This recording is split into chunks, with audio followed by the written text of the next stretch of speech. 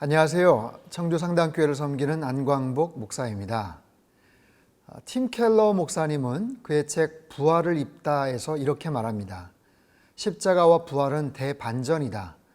그리스도는 약함을 통해 우리를 구원하신다. 권력을 내려놓고 패하신 듯 보이지만 사실은 승리하신다. 권력을 잃어 약하심에도 불구하고가 아니라 약하시기에 그 무력함을 통해 승리하신다. 이 대반전은 하나의 역동이 되어 삶의 모든 영역, 곧 생활 리듬, 윤리, 세계관, 세상을 살아가는 방식에까지 확장된다. 그렇습니다. 예수님의 부활은 무서운 사망 권세를 깨뜨리시고 이기신 위대한 승리였습니다. 부활의 분명한 소망 가운데 우리가 어떤 믿음의 여정을 걸어가야 할지 오늘 본문을 통해서 살펴보겠습니다. 고린도전서 15장 50절에서 58절의 말씀입니다. 고린도전서 15장 50절에서 58절 말씀입니다. 형제들아, 내가 이것을 말하노니 혈과 육은 하나님 나라를 이어받을 수 없고 또한 썩는 것은 썩지 아니하는 것을 유업으로 받지 못하느니라. 보라, 내가 너희에게 비밀을 말하노니 우리가 다 잠잘 것이 아니요 마지막 나팔의 순식간에 홀연히 다 변화되리니 나팔 소리가 나매 죽은 자들이 썩지 아니할 것으로 다시 살아나고 우리도 변화되리라. 이 썩을 것이 반드시 썩지 아니할 것을 입겠고 이 죽을 것이 죽지 아니함을 입으리로다. 이 썩을 것이 썩지 아니함을 입고 이 죽을 것이 죽지 아니함을 입을 때에는 사망을 삼키고 이기리라고 기록된 말씀이 이루어지리라. 사망아, 너의 승리가 어디 있느냐? 사망아, 내가 쏘는 것이 어디 있느냐? 사망이 쏘는 것은 죄요, 죄의 권능은 율법이라. 우리 주 예수 그리스도로 말미암아 우리에게 승리를 주시는 하나님께 감사하노니, 그러므로 내 사랑하는 형제들아, 견실하며 흔들리지 말고 항상 주의 일에 더욱 힘쓰는 자들이 되라. 이는 너희 수고가 주 안에서 헛되지 않은 줄 알미라. 고린도전서 15장 이제 부활장의 마지막 결론 부분이죠. 50절 말씀입니다. 형제들아, 내가 이것을 말하노니 혈과 육은 하나님 나라를 이어받을 수 없고 또한 썩는 것은 썩지 아니하는 것을 유업으로 받지 못하느니라. 이어받을 수 없다, 또 유업으로 받지 못한다. 무엇이 계속해서 연결이 되는가 아니면 끊어지는가? 부활은 연결이죠.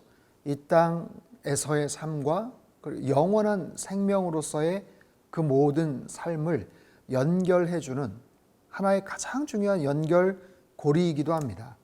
우리의 인생이 열심히 뭔가를 성취하면서 달려가지만 대부분은 결국에는 끝을 맞이하게 되죠. 마지막 종지부, 마지막 종말, 그런 인생인가? 아니면 그것이 끝인 것 같지만 하나의 문을 열고 또 다른 세계로 들어가는 영원한 생명을 누리는 또 다른 하나의 관문인가? 그것은 우리가 어떤 삶을 이 땅에서 살아가는가? 우리가 아담의 후손인가 아니면 그리스도의 자녀인가? 거기에 따라서 달려져 있죠. 여러 가지 내용들, 단어들이, 표현들이 서로 대비가 되고 있어요. 혈과 육에 대한 것, 그리고 영의 몸, 아니면 썩는 것 또는 썩지 않는 것. 그래서 우리는 무엇을 보면서 살아갈 것인가? 어떤 인생을 추구하는가? 51절을 보면 보라, 내가 너희에게 비밀을 말하노니 우리가 다 잠잘 것이 아니요. 비밀을 말한다고 사도 바울이 얘기해요. 이것은 감추어진 진리죠. 종말론적인 그런 사건입니다. 자, 어떤 일들이 벌어지는가?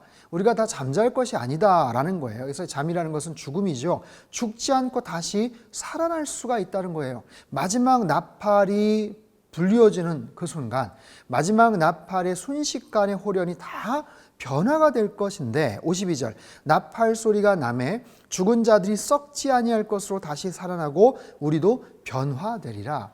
나팔 소리가 나면 그것이 어떤 사운드, 어떤 모습인지 우리는 상상할 수밖에 없죠. 하지만 어떤 특정한 하나님의 타이밍이 되면 종말론적인 그런 사건 속에서 그 마지막 사인이 울려지면 놀라운 일들이 벌어지게 되더라라는 거예요. 여러분, 우리의 이성으로는 이것은 사실 상상을 할 수밖에 없고 감이 와닿지를 않습니다. 하지만 그 안에 생명의 씨앗이 있다면 다시 살아나게 된다는 거죠. 시간은 상관이 없어요. 얼마나 오래됐느냐, 그렇지 않느냐, 그것은 그렇게 중요하지가 않습니다.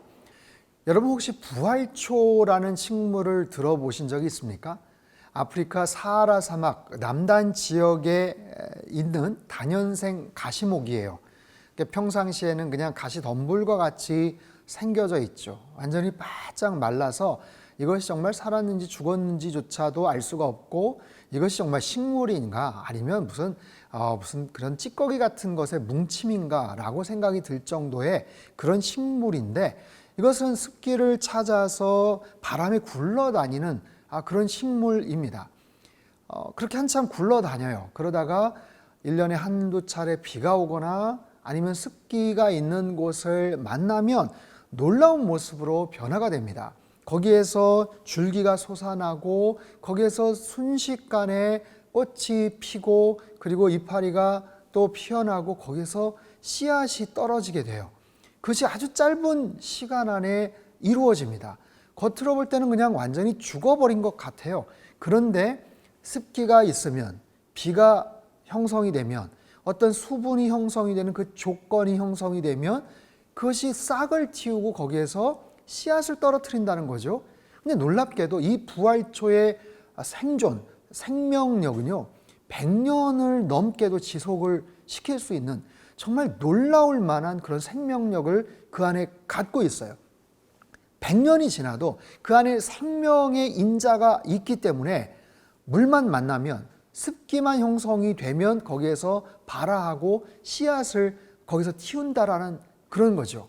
마치 그와 마찬가지예요. 마치 죽어 있고 수십 년, 수백 년, 수천 년 죽어 있는 그런 모습이지만, 주님께서 이 땅에 다시 오실 때, 나팔 소리가 울려질 때, 주님의 마지막 오메가 타임, 종말의 그 시점이 될 때 모든 잠자는 자들, 죽은 자들은 다시 살아나게 될 것이고 다시 예수 그리스도의 생명의 부활에 동참하게 될 것이라는 이 놀라운 사실입니다. 이 말씀을 마음속에 늘 묵상하시고 새기시며 소망 가운데 살아가시기를 주님의 이름으로 축복합니다.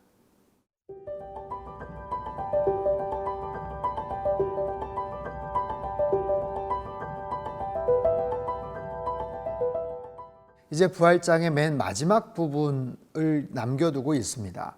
54절을 보면요, 이 썩을 것이 썩지 아니함을 입고 이 죽을 것이 죽지 아니함을 입을 때에는 사망을 삼키고 이기리라고 기록된 말씀이 이루어지리라. 부활에 대한 놀라운 소망과 승리는 하나님 말씀에 대한 성취이죠. 여러분, 사망은 얼마나 막강한 그런 파워, 힘이었습니까? 그 사망이 지금까지 굴복시킨 수많은 권력이 있고 수많은 인생들이 있었죠. 거기에 대해서 사도 바울이 55절에서 이렇게 표현을 합니다. 사망아, 너의 승리가 어디 있느냐? 예, 사망은요, 최상의 포식자, 최상의 승리자였었어요. 그런데 이제 마지막 순간에 그 사망을 겪는, 그 사망이 죽음을 당하는 그 장면을 묘사를 하죠. 네가 쏘는 것이 어디 있느냐? 사망이 쏘는 것은 죄요, 죄의 권능은 율법이라. 사망이 쏘는 것이 있었어요. 사망이 타겟을 삼아서 고통을 주는 것들이 있었죠. 수많은 사람들, 수많은 인생들, 수많은 민족, 오고 가는 세대의 모든 나라와 모든 정권, 권력들, 그 많은 것들이 시간 앞에서, 죽음 앞에서 결국에는 무릎을 꿇고 굴복을 하고 소멸될 수밖에 없었던 거죠. 사망이 쏘는 것은 죄예요.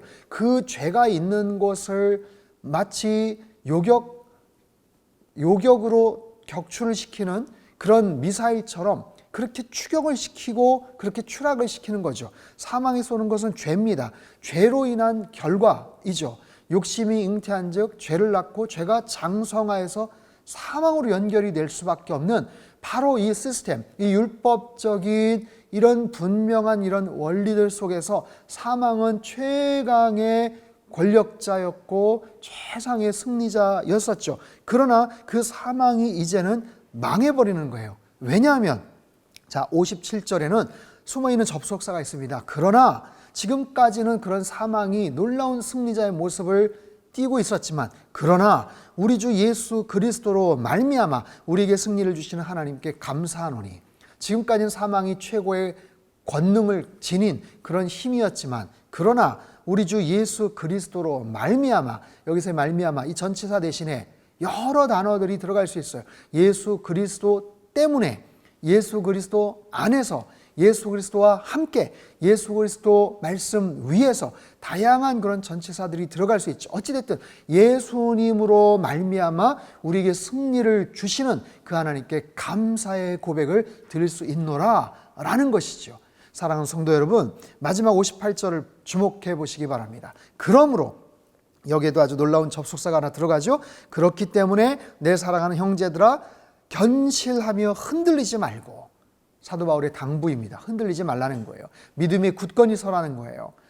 부활조차도 의심을 했었던 정말 연약한 그 믿음을 지녔던 성도들에게 견실하여서 흔들리지 말아라. 그리고 항상 주의 일에 더욱 힘쓰는 자들이 되라. 이는 왜냐하면 너희 수고가 주 안에서 헛되지 않은 줄 알미라. 우리의 모든 수고와 헌신과 희생과 노력이 헛것이 아니다. 반드시 승리를 거둘 때가 있고 반드시 보상을 얻을 때가 있고 반드시 주님께서 하나님께서 생명의 면류관을 주실 때가 있을 것이다 라는 말씀이에요. 사랑하는 성도 여러분, 특별히 코로나19로 인해서 우리가 얼마나 많은 힘들고 어려운 시간들을 보냈습니까? 하지만 눈물로 기도하고 애를 쓰고 수고했던 모든 사역의 현장, 선교지, 또 우리의 가정, 우리의 일터에서 수고했던 모든 믿음의 성도들을 향해서 주님께서 위로하십니다. 승리의 놀라운 그런 선언을 하셔요. 그러니 흔들리지 말고 끝까지 말씀 가운데서 승리하시고 끝까지 수고하시고 하나님을 향해 나아가는 저와 여러분의 삶이 되시길 주님의 이름으로 축복합니다.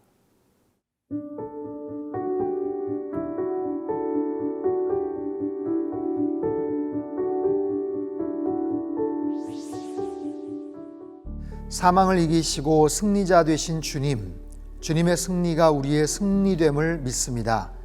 사망의 권세 아래 묶여있던 우리를 불쌍히 여기시고 그리스도의 부활을 통해 죄의 속박으로부터 승리케 하시니 감사드립니다. 이제는 죄의 권능 아래 놓여있는 자들에게 그리스도 부활의 소망과 승리를 전하는 일에 힘쓰며 살게 하옵소서. 우리의 부활이요 소망 되신 예수 그리스도의 이름으로 기도하옵나이다. 아멘.